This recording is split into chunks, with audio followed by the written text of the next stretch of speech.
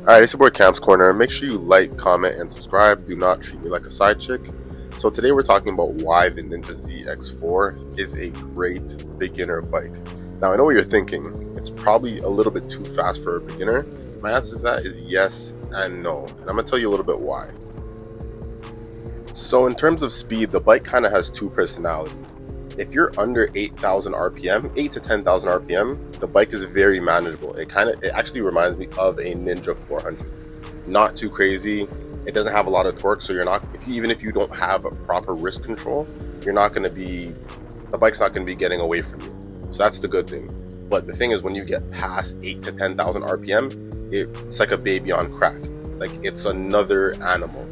But as a first bike, it's not as aggressive as a CBR 600 or a ZX4-RR because you're missing around 45-50 horsepower after tune, right? So those extra horsepower that it's down actually makes it a lot more reasonable for a beginner rider. And no, you cannot keep up with a 600, but I've raced the Ninja 650. I could beat that bike. A R7 will be similar speed if it's not tuned. Once you get your tune, you're going to be a lot faster than the R7 as well. So that's the benefit of it in terms of the speed. You're going to get something that you could grow into.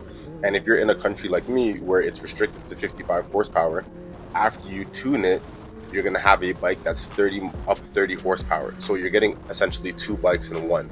So that is one benefit.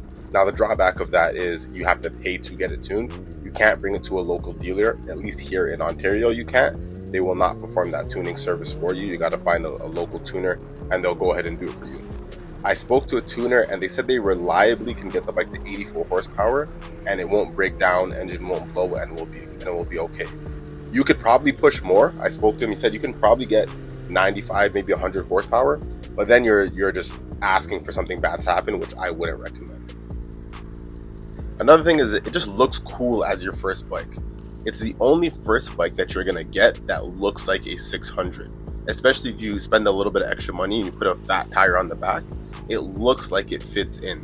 Some of these smaller CC bikes that have the small rear tire, they have clip-on, they don't have clip-ons, they have handlebars. It just doesn't, you don't get the same feel and you don't get the same look. I've had my bike parked in parking lots and I've had people come up and compliment my bike. Holy shit. Because they're like, is this a 600? Is this a 1000?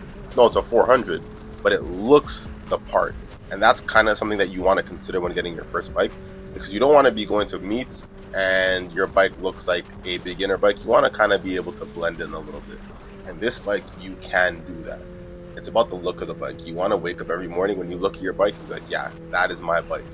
If I was to get an R3, for example, don't get me wrong, R3 looks nice, but it looks like a toy. Especially with me, I'm 5'10", I'm 210 pounds. If I'm riding an R3, I just look ridiculous. I need a bigger bike. So if you're a guy that needs a bigger bike, or even a girl that needs a bigger bike, the ZX4-R is a great starter in terms of the looks.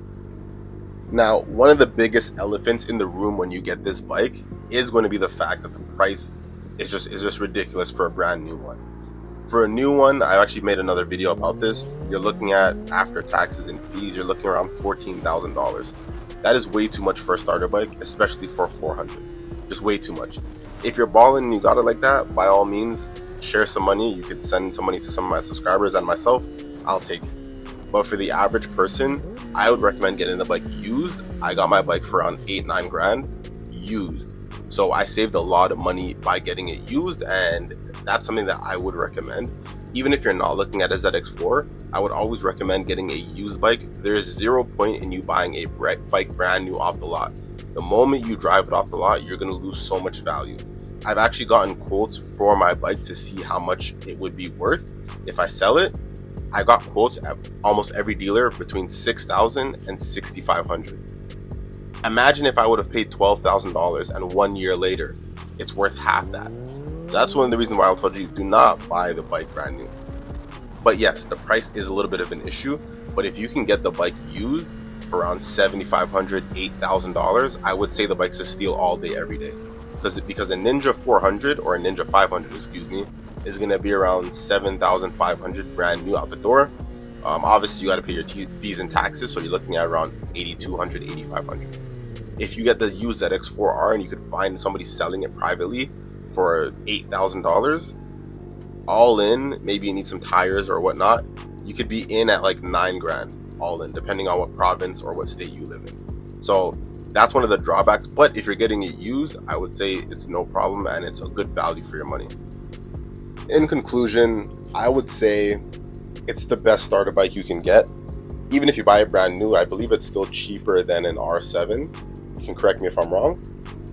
I think that this bike is the best starter bike that you can get in terms of looks, cost if you were to get it used, and the way the bike drives, and the fact that you're getting 2 bikes in one. Now, again, I'll reiterate, please do not buy a bike brand new. I'm pretty sure people in the comment section below will let you know their horror stories, or go on Reddit and you'll see their horror stories of buying a bike brand new and you lose all your money. Save the money. Do not make the mistake that many new riders make by getting a brand new bike. Trust me, you do not need it. But if you're looking for this bike as your first bike, I would say at a star rating, I'd give it a 7.5, 8 out of 10. 7 out of 10 if you're buying it brand new, 10 out of 10 if you're getting it used. And make sure that if you have any questions, put them down below. I'll make sure I can answer all your questions. Hopefully there's not too many, or hopefully it actually is many. But anything you guys put down below, I'll make sure I answer it as soon as I can. Again, it's KamsCorner. Do not treat me like a side chick. Make sure you like, comment, and subscribe. It is free. It costs you $0. And if you have any questions, please put them down below. And I'm out.